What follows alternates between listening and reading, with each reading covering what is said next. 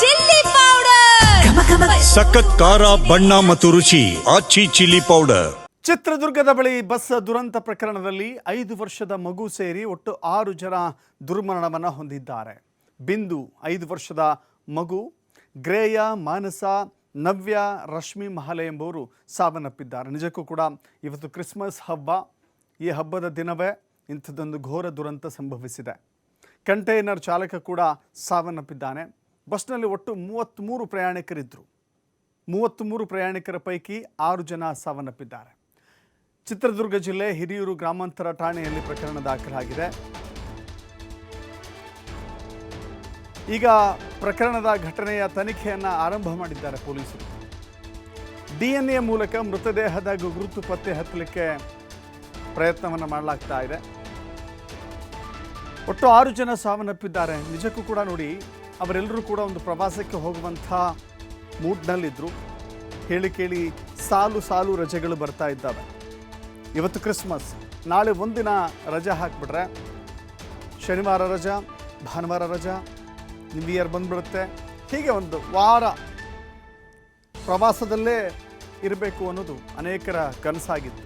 ಬಹುತೇಕರು ಈ ಬಸ್ನಲ್ಲಿದ್ದಂಥವರು ಕೂಡ ಪ್ರವಾಸಕ್ಕೆ ತೆರಳುವಂಥವರೇ ಆಗಿತ್ತು. ಸೀಬರ್ಡ್ ಬಸ್ ಹತ್ತಿ ಗೋಕರ್ಣಕ್ಕೆ ತಲುಪಬೇಕು ಅಂತ ಹೇಳಿ ಹೊರಟಿದ್ರು. ಈ ಸಂದರ್ಭದಲ್ಲಿ 6 ಜನ ಸಾವನ್ನಪ್ಪಿದ್ದಾರೆ. ಆ ಬಗ್ಗೆ SP ಕೂಡ ಅಧಿಕೃತ ಮಾಹಿತಿಯನ್ನು ಹಂಚಿಕೊಂಡಿದ್ದಾರೆ.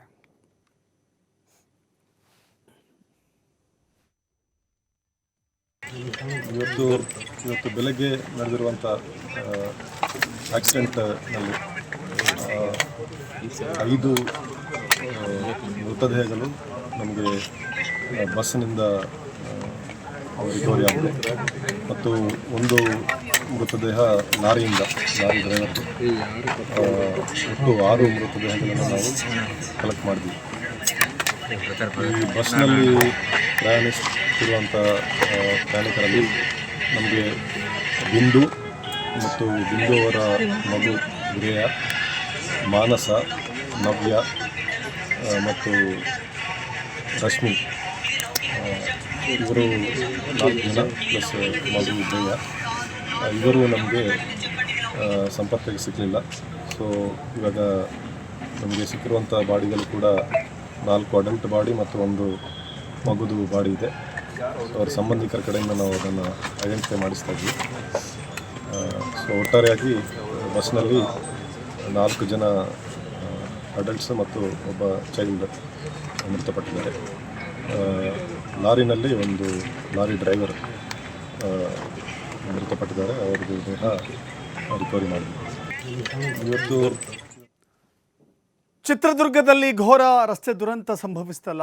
ಆ ರಸ್ತೆ ದುರಂತದಲ್ಲಿ ಒಟ್ಟು 3 ಗೆಳತಿಯರು ಪ್ರಯಾಣವನ್ನು ಮಾಡ್ತಾ ಇದ್ರು. ಆ 3 ಗೆಳತಿಯರು ಉಳಿದಿದ್ದು ಒಬ್ಬರು ಮಾತ್ರ. ಈಗ ನವ್ಯ, ಮಾನಸ ಇಬ್ಬರು ಸುಟ್ಟು ಕರಕಲಾಗಿದ್ದಾರೆ. ಬಸ್ಸಿನಿಂದ ಹೊರಜಿಗಿದ್ದಾರೆ. ಮಿಲನ ಮಾತ್ರ ಪ್ರಾಣಾಪಾಯದಿಂದ ಪಾರಾಗಿದ್ದಾಳೆ.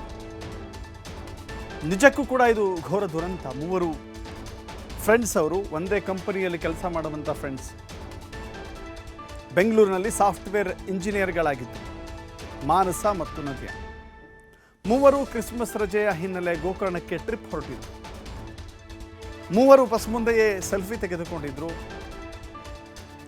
ತನ್ನ ಗೆಳೆಯರ ಸೀಟ್ಗಳನ್ನು ತಾನೇ ಬುಕ್ ಮಾಡಿಕೊಂಡಿದ್ಲು. ಆದರೆ ಗೋಕರ್ಣಕ್ಕೆ ತಲುಪಲಿಲ್ಲ ಬಸ್. ಗೋಕರ್ಣದ ಬದಲಾಗಿ ಅರ್ಧ ದಾರಿಯಲ್ಲೇ ಸುಟ್ಟು ಕರಕಲಾಗಿದೆ.